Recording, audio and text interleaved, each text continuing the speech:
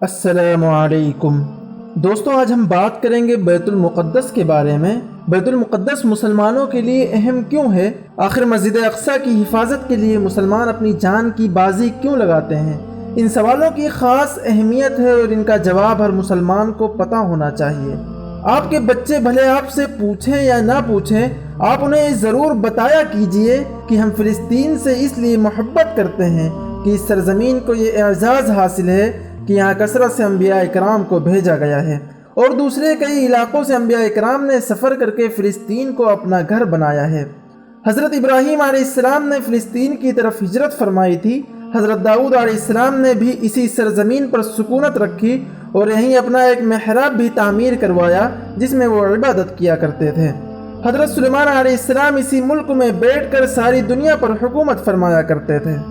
ایک مرتبہ اللہ کے نبی حضرت سلیمان علیہ السلام بہت بڑا لشکر لے کر ایک وادی سے گزرے جہاں بہت زیادہ چونٹیاں تھیں۔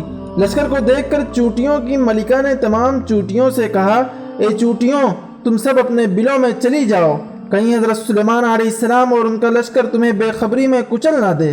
سمجھدار چونٹی کی یہ بات حضرت سلیمان علیہ السلام نے 3 میل دور سے سن لی اور مسکرا کر اپنے لشکر کو روک دیا تاکہ چونٹیاں اپنے گھروں میں داخل ہو جائیں۔ دوستو، چونٹیوں کا یہ مشہور قصہ اسی سرزمین پر عسقلان شہر کی ایک وادی میں پیش آیا تھا جس کا نام بعد میں وادی النمل یعنی چونٹیوں کی وادی رکھ دیا گیا تھا۔ جب اللہ تعالیٰ نے موسیٰ علیہ السلام اور ان کی قوم بنی اسرائیل کو فرعون سے نجات دلائی تو وہ اسی سرزمین کی طرف آئے۔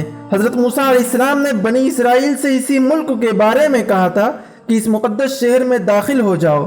انہوں نے اس شہر کو مقدس اس شہر کے شرک سے پاک ہونے اور انبیاء کا گھر ہونے کی وجہ سے کہا تھا۔ حضرت عیسیٰ علیہ السلام کو جب ان کی قوم نے قتل کرنا چاہا تو اللہ تعالیٰ نے انہیں اسی شہر سے آسمان پر اٹھا لیا تھا اور قیامت کے قریب ان کو اسی شہر میں اتارا جائے گا۔ حدیث شریف میں آتا ہے کہ قیامت سے پہلے مدینہ منورہ ویران ہو جائے گا اور بیت المقدس آباد ہوگا، تو یہ زمانہ بڑی لڑائیوں اور فتنوں کا ہوگا۔ اس کے بعد دجال نکلے گا۔ دجال کا فتنہ اس امت کا بہت بڑا فتنہ ہے، اس سے ہر نبی نے اپنی قوم کو ڈرایا ہے۔ مگر دجال 4 جگہوں پر داخل نہیں ہو سکے گا: مکہ مکرمہ، مدینہ منورہ، بیت المقدس اور طور۔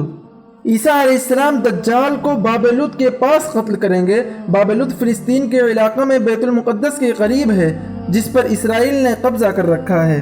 یاجوج ماجوج کی ہلاکت اور خاتمہ بھی بیت المقدس کے قریب جبل الخمر کے پاس ہوگی۔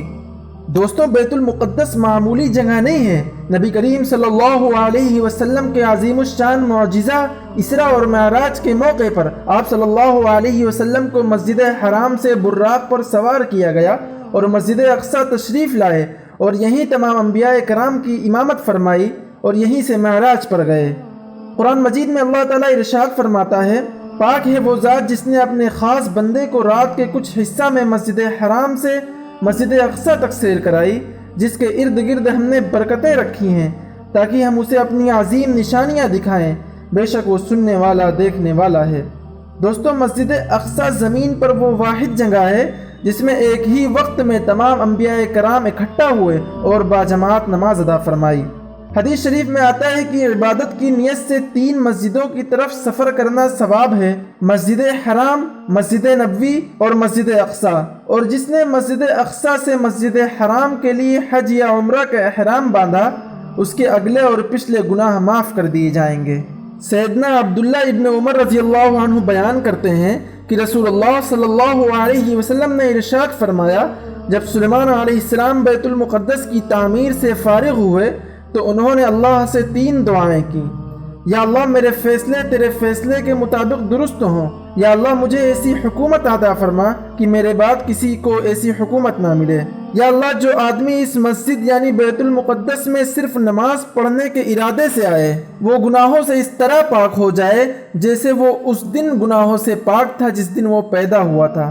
نبی صلی اللہ علیہ وسلم نے فرمایا، اللہ تعالیٰ نے سلیمان علیہ السلام کی پہلی 2 دعائیں تو قبول فرما لی ہیں کہ ان کا ذکر تو قرآن کریم میں موجود ہے، مجھے امید ہے کہ ان کی تیسری دعا بھی قبول کر لی گئی ہوگی۔ سیدنا ابو ذر رضی اللہ عنہ نے نبی کریم صلی اللہ علیہ وسلم سے سوال کیا، یا رسول اللہ، زمین پر سب سے پہلی مسجد کون سی تعمیر کی گئی ہے؟ آپ نے فرمایا مسجد حرام، پھر عرض کیا دوسری کون سی مسجد تعمیر ہوئی؟ آپ نے فرمایا مسجد اقصی۔ پھر انہوں نے سوال کیا ان دونوں کی تعمیر کے درمیان کتنا عرصہ ہے؟ آپ نے فرمایا 40 سال۔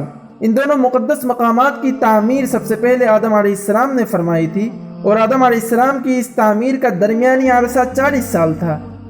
حدیث شریف میں آتا ہے کہ رسول اللہ صلی اللہ علیہ وسلم مدینہ منورہ ہجرت کرنے کے بعد بھی 16 یا 17 مہینوں تک مسجد اقصی کی طرف رخ کر کے نمازیں ادا فرماتے رہے۔